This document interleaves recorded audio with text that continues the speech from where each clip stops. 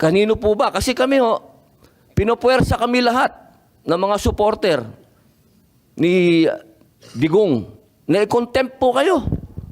Pero hindi po namin ginagawa.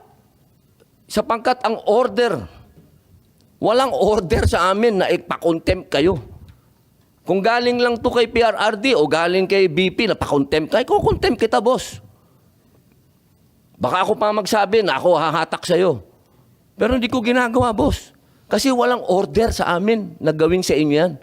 Ang natatandaan lang po namin na sinabi ni PRRD na malinaw na ginagawa ng pulis ang order sa kanila.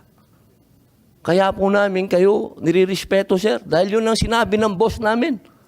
Yun ang sinabi ng chairman ng PDP. Na ginagawa lang ng pulis ang trabaho nila.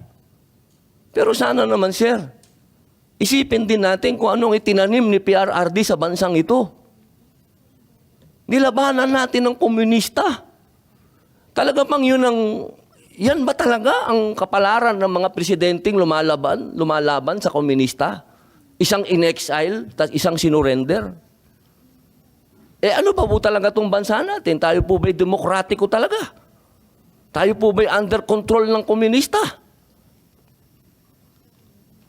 Yun lamang po. Maraming salamat po sa inyong lahat. Magandang hapon.